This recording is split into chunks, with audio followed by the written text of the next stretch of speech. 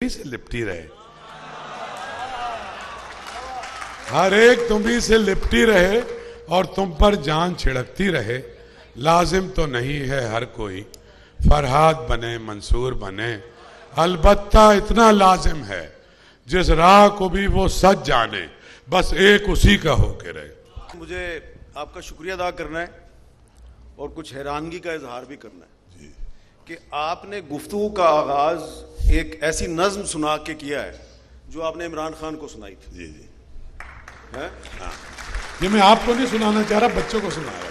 और उसमें भंवरा भी था, हाँ सब कुछ था, कली भी थी, हाँ, रस भी चूस रही थी। है? तो मेरा ख्याल है कि हमें अपने सियासी तासुबात से बालातर होकर बात करनी चाहिए। तो आपने तो गुफ्तगू के आगाज में ही अपने सियासी तासुब का इजहार कर दिया। कैसे मीर साहब? आपने इमरान खान के बारे अच्छा, में चलें दूसरे एक सियासतदान ऐसी नज्म सुनाई है जो उनको मशकूक बनाती है। नहीं, ये उनके बारे में थोड़ी सुनाई है। हाँ। जिसका जो कैरेक्टर है वो उसको जोड़ेगा।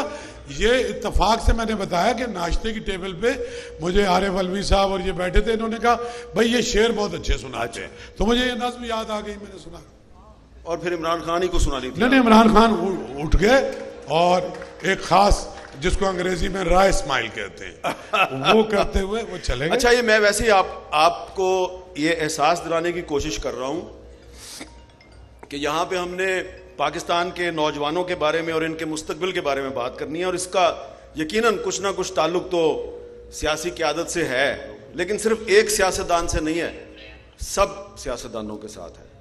तो सिर्फ एक को नज्म ना सुनाया करे, बाकियों को भी जरा सुना दे नज्में। तो अच्छा, मुझे सिर्फ एक बात, आधा जुमला, हुक्मरानी के काबिल 22 करोड़ लोगों का हुक्मरान कोई बनता है तो हुक्मरानी के काबिल होने के कुछ बेसिक एसेंस क्या होने चाहिए? देखें, एक तो मैं बड़े अदब से थोड़ी सी आपसे इख्तलाफ की जिसारत करूंगा। नहीं, आपके सवाल में जवाब है। आपने कहा कि दानिश नहीं है पाकिस्तान में, ठीक है। ये जो नौजवान वो पीछे खड़े हैं ना, वो बड़े इन्हमाक से आपकी गुफ्तगू सुन रहे हैं। मैं जब इनसे बाहर बात कर रहा था ना, तो ये जिन आप और मैं भी गोलमोल सी बात कर रहे हैं, हम हुक्मरान तबका, ठीक है। कहना हम कुछ और चाहते हैं, अल्फाज कोई और इस्तेमाल करते हैं। सबको पता है हुक्मरान तबका जब हम कहते हैं वो कौन होता है। ये नौजवान बाहर जो है ना, सीधा सीधा नाम लेते हैं उनका। ये सब मेरा सवाल बहुत संजीदा था। नहीं, मेरा संजीदा सवाल है, मैं जवाब भी संजीदा दे रहा हूं। वो सीधा सीधा नाम लेते हैं उनका, जो पाकिस्तान का आइन बार बार पामाल करते हैं। वो तो ठीक,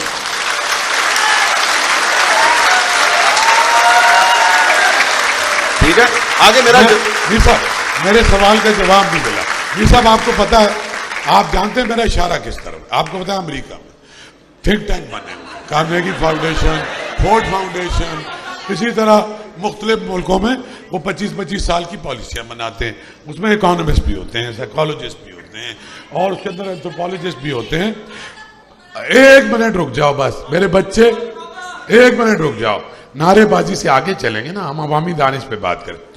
हमारे यहाँ आप नहीं समझते कि जो भी पार्टी बनाता है, चाहे वो जाम साकी है या नवाज शरीफ है, कि एक बेसिक चीजें वो अपनी तरबियत करे और उसके ना होने की वजह से या उनके शॉर्ट साइटेडनेस होने की वजह से या उनमें विजडम ना होने की वजह से ना चाहते हुए भी मुल्क को नुकसान पहुंचता है। ये बहुत ही संजीदा सवाल है। मैं संजीदा सवाल का मैंने संजीदा जवाब देने की कोशिश की है। दूसरी साइड का जवाब दें। ये आप चाह रहे हैं कि मैं असली बात ना करूं? असली बात आप करें, लेकिन मैं जिनकी आप बात कर रहे हैं ना, मैं कह रहा हूं जिनकी आप बात कर रहे हैं उस पे भी ठीक है, उस पे भी ये बताएं कि वो क्यों कर रहे हैं, वो वजूहात क्या है, क्या विजडम नहीं है या आखिर में ताकत हासिल करने की ख्वाहिश है। चले, लेकिन बाद औक़ात इंटेलेक्चुअल डेप्थ ना होने की वजह से भी गलत फैसले करते हैं ना। देखिए, मैं तो आपके सवाल का पहले जवाब दे दिया, लेकिन मैं एक ऐसी बात करूंगा कि कोई ना आपके लिए मुश्किल पैदा हो ना किसी और के लिए। जाहिर बात है। देखिए, बात यह है कि नाम लेने की जरूरत नहीं, आप सबको पता है कि 56 का आइन किसने तोड़ा, 73 का आइन बार बार किसने तोड़ा?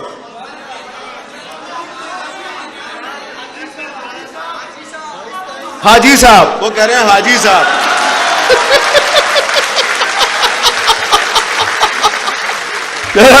ठीक है, देखिए आप देखें, ये नौजवान जो है ना, इनको आप धोखा नहीं दे सकते, इनको आप बेवकूफ नहीं बना सकते, इनको सारा पता है, सब पता है इनको।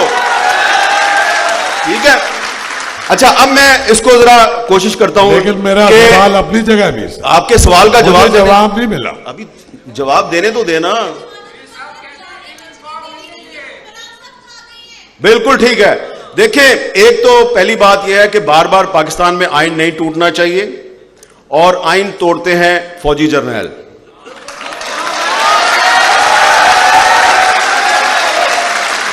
मेरा तो सवाल ये है कि क्यों करते हैं? वो इसलिए करते हैं कि सियासतदान आपस में लड़ते हैं, सियासतदान आपस में लड़ते हैं। 58 में भी लड़ रहे थे तो उन्होंने इक्तदार पे कब्जा कर लिया, 77 में भी लड़ रहे थे, 99 में भी लड़ रहे थे। तो एक तो हर कीमत पर पाकिस्तान के आइन का तहफ्फुज, पाकिस्तान की बका की जमानत है, पाकिस्तान का आइन नहीं टूटना चाहिए। किसी फौजी जर्नैल को यह इजाजत नहीं देनी चाहिए कि वो पाकिस्तान का आइन तोड़े। ठीक है, और लेकिन इसके साथ ही साथ जो पॉलिटिकल पार्टीज हैं, जो सियासी क़यादत है, उसको भी आइन की पाबंदी करनी चाहिए, आइन का एहतराम करना चाहिए, और सियासी जमातों के अंदर भी जमहूरियत लानी चाहिए। क्योंकि हमारी जो सियासी जमातें हैं, बड़ी सियासी जमातें, इनके अंदर जमहूरियत नहीं है।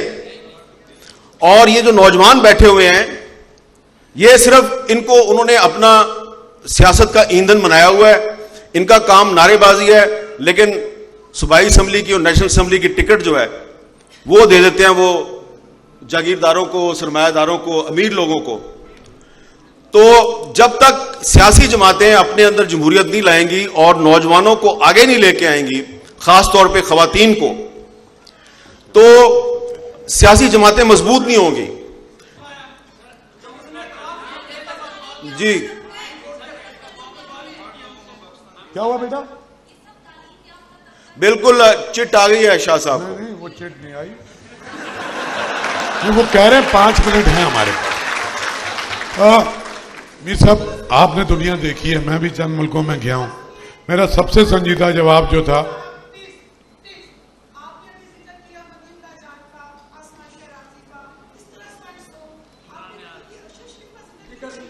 किसका? एक देखिए, वो जिक्र आया उस वाक़े का जिक्र आया जब कि मैंने वो तकरीर की थी। उस वक्त किसको गोली मारी गई थी? अबसार आलम को।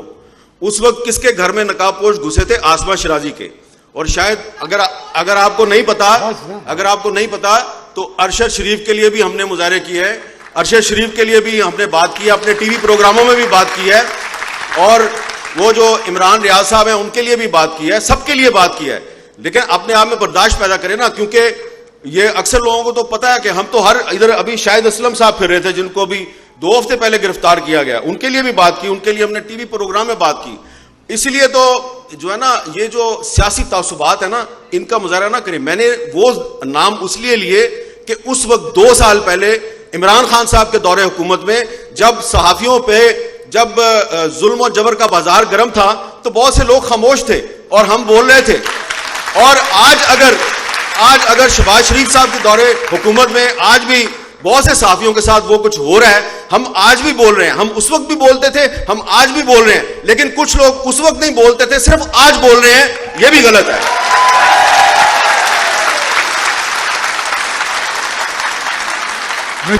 कल जम्मू कश्मीर लिबरेशन फ्रंट के साथी रावलपिंडी प्रेस क्लब के बाहर एहतजाज, उनकी एनिवर्सरी मना रहे थे, उन सबको जो है वो बंद किया गया, आज मुकदमों में उनको नामजद करके अदालत में पेश किए गए। आज भी पाकिस्तान के अंदर वही हाल है जो भाईजान, बात तो यही हो रही है ना कि तमाम हुकूक तमाम कौमियतों को मिलने चाहिए, वो बात यही हो रही है।